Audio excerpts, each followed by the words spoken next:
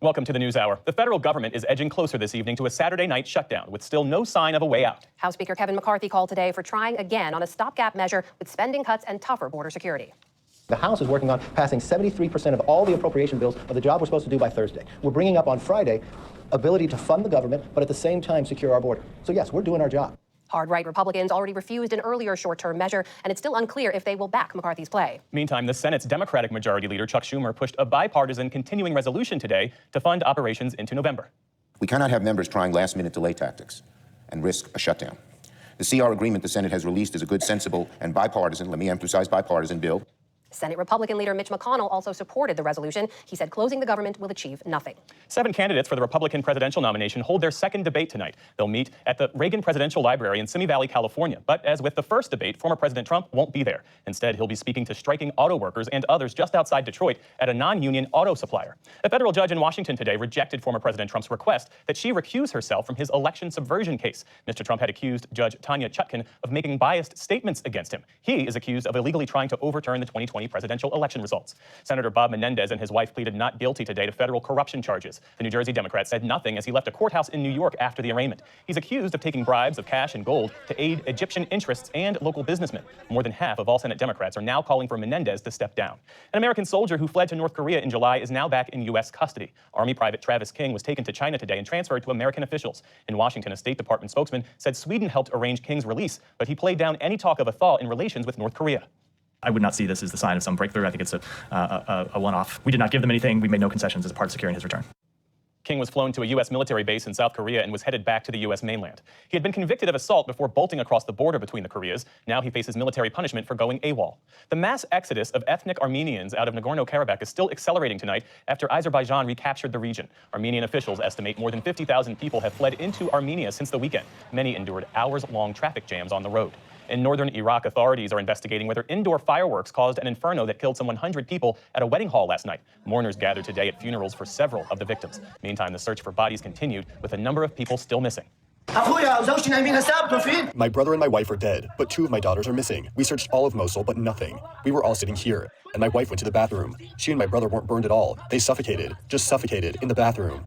State media reported that an arrest warrant has been issued for the wedding hall's owners. President Biden announced a $100 million research effort today against drug-resistant bacteria. The so-called superbugs kill more than 1 million people worldwide each year. The new initiative came as the president met with science and technology advisors in San Francisco. Data suggests the problem of drug-resistant bacteria worsened during the pandemic. South Korean automakers Hyundai and Kia are recalling more than 3 million vehicles across the U.S. They say a brake fluid leak could touch off fires in the engine compartments. The affected models are cars and SUVs from 2010 through 2019. Owners are advised to park outdoors until repairs are complete. And on Wall Street, stocks struggle to find direction as investors worried about rising oil prices and interest rates. The Dow Jones Industrial Average lost 68 points to close at 33,550. The Nasdaq rose 29 points. The S&P 500 was virtually unchanged. And still to come on the News Hour, former White House aide Cassidy Hutchinson speaks out about her time in the Trump administration. Judy Woodruff talks with a political theorist calling for sweeping changes to how the government operates. And the war in Ukraine reshapes Russian influence in Slovakia ahead of its election. This is the PBS NewsHour from WETA Studios in Washington and in the West from the Walter Cronkite School of Journalism at Arizona State University. As the nation moves closer to a government shutdown, there's still no clear path for funding the government, either ahead of or following the deadline this weekend. Congressional correspondent Lisa Desjardins has more. Whenever a deal is ultimately struck to avoid a shutdown or reopen the government, it's highly likely that moderate Republicans will feature prominently. New York Congressman Mike Lawler is one of them. He represents parts of the Hudson Valley where he grew up and where he worked in government and politics for years before flipping a seat for Republicans and entering Congress this year. Congressman, thank you for joining us. I don't have to tell you, this is a baffling situation for many Americans. Now, I wonder, how do you think House Republicans, I know you can be blunt about this, look to Americans right now? Right now, some of my colleagues have created a situation that has undermined our ability to govern. And people are frustrated, including many of my colleagues and myself. But we are working through it, as responsible people do, and try to get us to a place where we can pass a continuing resolution to keep the government funded and open while we negotiate through the appropriations process. My colleagues and I have not disagreed about the need to cut spending. This administration increased spending by $5 trillion in 2 years in new spending. Totally unsustainable. So we have to rein in spending. We all agree on that. We also agreed that we need to do single subject appropriations bills and that we need to get back to the regular practice of budgeting, which hasn't been done in nearly 30 years. So there's not disagreement there. But the challenge is when you're trying to make these changes in the process, when you're trying to get people to recognize the need to go line by line agency by agency, department by department, it takes time. And so it's just not realistic to think that we're going to pass all 12 appropriations bills by September 30th in both the House and the Senate, go to conference, come to an agreement, repass them, and then have it signed into law by the president. And so the only responsible thing to do is pass a CR and keep the government funded while we work through that process. Yet I know that there are right now a dozen House Republicans. I spoke to someone this morning who said they will not support a CR, that the votes right now are not there for that kind of solution. You, and for moderates, should you choose to, could force through that kind of a bill, joining with Democrats if you want to. This morning, Democratic Caucus Chairman Pete Aguilar said that you are just letting this continue. Here's what he said. It's incredibly frustrating that, so-called moderates time and time again have an inability to stand up to their leadership. We lack the will of so-called moderates. So we don't lack legislative options. The will of moderates, I know you've heard this from all sides, but I wonder at what point do you seriously consider having to get on board any sort of vehicle to end a possible shutdown? I think it's rich coming from anybody in the Democratic leadership who allowed Nancy Pelosi to rule with an iron fist and never stood up to either leadership or the left wing of their party. I will continue to speak out and both within the conference and publicly about the need to come to an agreement on a continuing resolution. And as I've said repeatedly, if my colleagues within the House Republican majority are unwilling or refuse to compromise within the conference, then they'll leave folks like me with no choice but to advance forward a bipartisan CR through the House.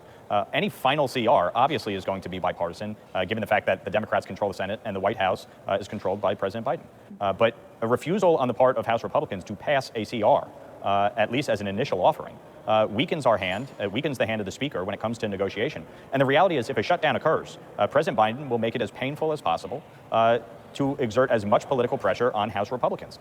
So to me, this is not the way to negotiate. It's not the way to rein in spending. It's not the way to deal with the crisis at the border. And we need to be able to pass things through the House. And so I've said repeatedly that I will do everything I can to avoid a shutdown and minimize any potential damage to my constituents. And I have no problem crossing the aisle to do that. But as the Democrats sit here and say, oh, these moderates aren't doing anything, they're actively campaigning in my district, spending millions of dollars attacking me and others about the shutdown before it even begins. And that speaks volumes to where their head is at. They frankly would like nothing more than to have a shutdown. The Congressional Research Service estimates that there are about 6,000 federal civilian employees in your district. I know that you probably will hear from them if we enter a shutdown. How frustrating is this for you at this point? At the end of the day, you have to be smart strategically when you're dealing with negotiations. We are a divided government. There is a difference of opinion between House Republicans, Senate Democrats, and the White House when it comes to spending, when it comes to border security. And the American people elected us to serve as a check and balance. But if you can't pass things through the House, it makes it very difficult to negotiate. And so, the frustration lies with the fact that a handful of my colleagues would rather grind the place to a halt than govern. And that obviously complicates things for the Speaker, who's done a very good job leading and giving us the ability as a conference to advance our priorities. But when you have some folks like Matt Gaetz who refuse to work as a team, it certainly makes it very difficult. Congressman Mike Waller of New York, we will stay in close touch in coming days. Thank you. Thank you.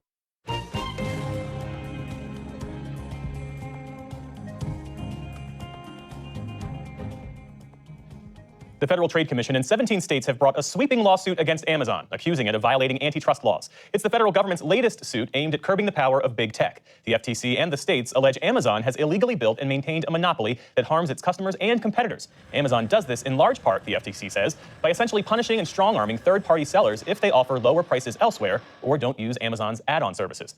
More than 160 million Americans have a Prime membership, and the company's net revenue last year was $500 billion. To explain more about the case, we're joined by John Newman, Deputy Director of the FTC's Bureau of Competition, who is leading this case. Welcome to the NewsHour. Thanks so much, Jeff. It's great to be here. So as we said, the FTC alleges that Amazon illegally wields monopoly power by maintaining higher prices, harming customers, weakening competition. How exactly does it do that, in your view? Well, in the view of the Commission, and not just the Commission, but 17 state attorneys general have joined with us in this case, Amazon is engaged in a set of tactics. It's not just one thing, and it's not just two things. It's really a set of tactics, and they all work together. Now, they have different facets. They have slightly different aspects. They have somewhat different effects on different people, but the upshot is all the same. They all prevent any rivals from threatening Amazon's power by competing on the merits, by offering lower prices, by offering better service, all the things that we want companies to do in a free enterprise system. Amazon has taken great pains and engaged in an interconnected set of tactics to stamp out. And what that does is keep Amazon really, really big and powerful and prevent anyone else from gaining the scale that would be needed to actually meaningfully compete against Amazon. Amazon calls this lawsuit, quote, wrong on the facts and the law. In a statement, it further says, if the FTC gets its way, the result would be fewer products to choose from, higher prices, slower deliveries for consumers, and reduced options for small businesses, the opposite of what antitrust law is designed to do. How does the FTC characterize Amazon as a monopoly when, according to government data, The company accounts for less than a third of total e-commerce sales in the U.S. over the last 4 quarters and has the thinnest operating margins of its big tech peers. Well, what you have to do to really understand the way that Amazon competes and the way that Amazon stamps out competition, Jeff, is to look at who Amazon competes closest against. So in some vague sense, it may be true that everybody competes with everybody, but that's really not what you want to understand if you want to understand how these markets work. And how these markets work is that Amazon competes closest against other online superstores. Big online superstores offer a variety of products, not just one thing, not just a few things, but a variety of products that consumers want. And in that market, Amazon is a big, dominant monopoly. They have, our complaint alleges, as high as 82% of that market. And that makes Amazon extremely important, crucial, critical for sellers, because so many people are shopping on Amazon's online superstore. Sellers need to reach those people, and they end up needing to use Amazon's marketplace.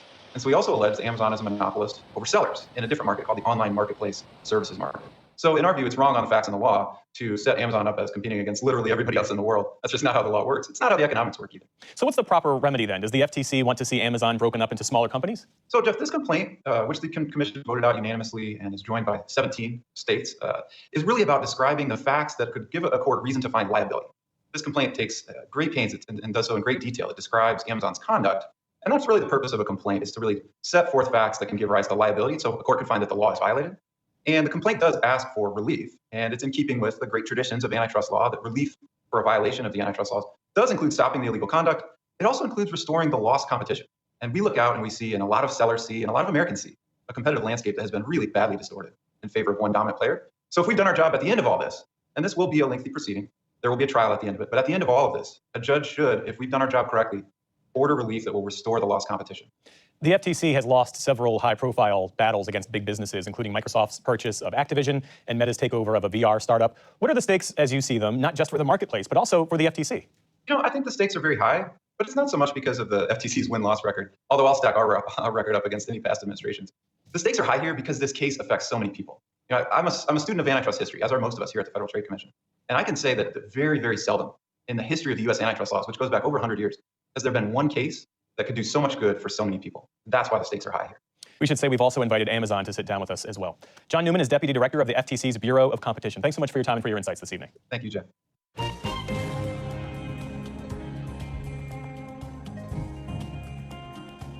Cassidy Hutchinson made history last summer, delivering explosive testimony before the January 6th committee. As a top aide to President Trump's chief of staff, Mark Meadows, Hutchinson had a front row seat to the final months of the Trump White House. She details what it was like to break with Trump world in her new book, Enough. I sat down with her earlier today. Cassidy, thank you so much for joining us. Thank you for having me. Your life changed dramatically over a year ago, and it has been over a year, but just big picture, how are you doing today? I'm doing pretty well today. Yeah. I spent the last year, 15 months-ish, in pretty much very private. Yeah. So I sort of went kind of overnight from living privately with my dog, George, to being on national television, which that was a little bit of an abrupt adjustment. But I feel good about it, and I feel good about what we're doing and what the larger conversation at hand too. Life in the White House, I think it's fair to say, was a world away from where you grew up, right? A kid from Pennington, New Jersey. For a 20-something to suddenly be in the halls of power with some of the most powerful people. You eventually join Mark Meadows' team when he becomes chief of staff to then President Trump, and it's fair to say you're in the inner circle. And I wonder how that kind of contributed to your sense of this idea of loyalty we hear again and again. I took the job in legislative affairs knowing that I wanted to pursue a career in public service and that my loyalty was to my country. When I took the job with Mark Meadows, I still had that mindset. I had that conversation with him, that my loyalty and my duty and obligations were to the office of the chief of staff, not Mark Meadows as an individual. And I still felt that loyalty, but I also felt it towards the principles that I served. And that is a notion that's expected in Trump world, and when you falter from that, you're seen as somebody that you have a target on your back. You become subjected to either Donald Trump attacking you or you get exiled from that world. It sounds like a really oppressive environment. Is that the right word? In hindsight, looking back now with the perspective that I have, I would say suffocating in a way, because again, I found myself in a position where I was in very staunch disagreement for what happened on January 6th, and I was fairly vocal about that. I was very vocal about that after January 6th. But I also still felt that lingering sense of loyalty to Donald Trump, to the administration. But I spent really a year and a half overcoming that. And that's how I ultimately, and that's really why I decided to write the book, is because I wanted people to understand that I didn't just magically appear in that chair on June 20th, and it wasn't, and it's not, I'm not saying this to be flattering or pat myself on the back, it's not, a lot of this isn't flattering for me, and there are a lot of things looking back now that I have this perspective that I wish I had at the time. but I'm happy with where I'm at now. I mean, as you say, look, hindsight is 20/20, right? But there are, you do touch on a number of times when you're in the White House and you see things that give you pause and you think, what's going on here? Like the one that stuck out to me was Mark Meadows repeatedly burning documents in his office. You said you would walk in to hand him lunch or something else, always had a fire going, and you didn't know what he was burning. Did you ever think I should tell someone about this? In the moment, no. And why not? On one hand, yes, it was abnormal. And yes, I was aware that that was not what he should be doing. But what I think it's difficult for people to understand, and rightfully so, almost every moment of every day was sort of a hair on fire moment. So I was going in there, sometimes delivering him lunch, but I also had a list of things to talk to him about. So I would see this, I would know that there were things that were wrong. It gave me an unsettling feeling. It caused me pause. The person that I would have talked to about that naturally would have been Mark Meadows. But at that time, it wasn't something that I was going to raise because I also didn't feel that I would either get an honest answer or it wouldn't be something that would be a productive conversation. You didn't feel like it would go anywhere? Mark Meadows was a grown man, and I had a job, and my job had a purpose, but the purpose of my job was not to police and control every single one of his actions. Looking back now, should I have said something? Possibly, but would that have changed anything? I don't know. But what I do know is I came forward truthfully and honestly, and I have been candid and honest. I don't know what those documents were. But bigger picture here, too, these are the same people that are avoiding subpoenas or avoiding testifying. They're also the same people that have all this information. I came forward with what I know, hopefully to give other people the opportunity to come forward with their stories and what they know. You've just gotten a subpoena to testify before the committee investigating January 6th, and you can't find or afford a lawyer at that point, so you end up relying on so-called Trump world to pay for one. And until you free yourself from that lawyer, you're basically told the less you know, the better. But then you change your testimony when you get a new lawyer, right? Tell me about that. Why? I spoke with hundreds of attorneys. I could not find someone that was willing to work pro bono or work out a reasonable cost structure because I wasn't working at the time. I was relying off of my savings account. Then I was served the subpoena, ultimately turned to Trump world, and I was very candid with Trump world about my situation, and I was desperate. Yes, I was given counsel that I followed in the first interviews with the committee.